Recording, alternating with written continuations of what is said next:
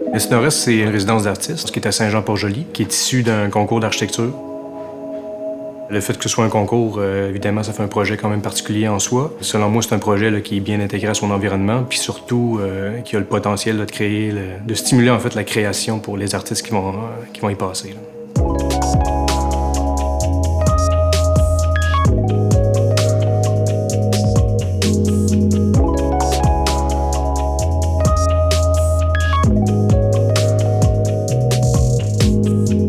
Nord-Est, dans le fond, ils sont allés en concours d'architecture et puis pour nous, c'est sûr que ça faisait longtemps qu'on attendait une occasion là, pour pouvoir participer à un concours, ce qui n'est pas nécessairement évident là, pour des pratiques d'architecture relativement jeunes comme la nôtre.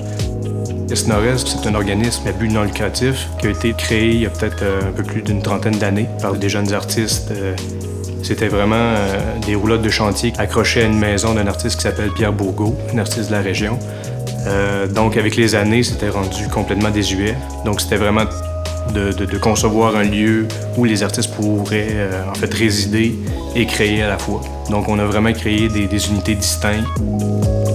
Chaque studio ou atelier là, pour l'artiste donne sur la végétation avec une bonne fenestration, un bon apport de lumière. Et puis, à l'intérieur de ça, on a le studio où il peut dormir en mezzanine. Donc, à proximité des studios, il y a quand même des ateliers communs où les artistes peuvent se rassembler pour travailler.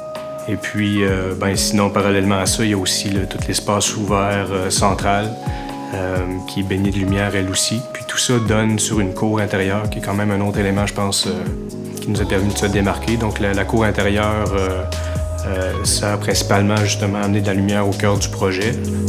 Deux des défis, je pense, qu'on voyait dans le projet, là, très important pour nous, c'était l'intégration à l'environnement immédiat. C'est sûr qu'au départ, quand on pensait au site, au village de Saint-Jean-Port-Joli, on s'imaginait travailler un centre d'artistes vraiment en bord de fleuve, avec la vue sur l'infini, entouré d'arbres et tout ça. Mais quand on s'est déplacé, là, je me souviens vraiment de toutes les équipes pour aller voir le site. Tout le monde est resté un peu surpris là, de voir que c'était un site relativement banal là, au bord de la 132, avec des voisins immédiats quand même assez disparates.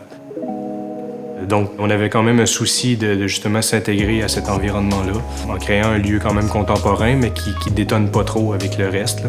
On est allé avec une inspiration d'un projet vraiment plus près du domaine résidentiel. Donc, au lieu de travailler avec deux niveaux, nous, on a traité le projet vraiment plus avec un niveau dans lequel on vient aménager des espaces dans les combles. Là. Donc, on a travaillé avec des mezzanines pour justement diminuer un peu l'impact par rapport aux voisins. Ça m'amène peut-être à parler d'un deuxième défi qui était quand même majeur dans ce cas-ci. C'était vraiment le budget qui, pour nous, était très serré dès le départ. Là, on parlait d'un budget de plus ou moins 2,5 millions. Ce qui est quand même assez bas pour un concours d'architecture. Là. En traitant le projet un peu plus près du domaine résidentiel, on a eu quelques stratégies là, au niveau justement des techniques de construction très très simples là, pour arriver justement à contrôler ce budget-là. C'est sûr qu'un concours d'architecture, contrairement à un projet plus conventionnel, je dirais que ce qui est intéressant pour les architectes, c'est vraiment de pouvoir pousser une idée au maximum. Là. Malheureusement, ça fonctionne pas toujours, là, mais les fois que ça fonctionne, comme ça a été le cas pour Est-Nord-Est, ça donne un projet, je pense, qui est abouti quand même, puis qui est choisi vraiment pour ses qualités. Dans le cas d'Est-Nord-Est, ça a été un client qui était vraiment quand même très intéressé par le projet, qui était vraiment impliqué dans toutes les dernières décisions qu'il y a eu, tous les détails techniques et tout ça. Dans tous nos projets, on essaye d'être là vraiment jusqu'à la toute fin pour apprécier le projet avec le client. Là. J'ai passé un peu de temps là. Le centre était occupé par 6 artistes. C'était vraiment intéressant de voir comment eux autres s'appropriaient cet espace-là qu'on avait créé, puis de voir que ça fonctionnait aussi. Là. Selon moi, un architecte, c'est quelqu'un qui est capable justement de prendre les idées de base du client, un peu tous ses besoins, le site d'intervention. Mais après ça, c'est de prendre ça puis d'amener ça vraiment à un autre niveau. Je pense que l'architecte arrive avec un nouveau regard, une compréhension un peu des éléments que le client n'aurait pas pensé.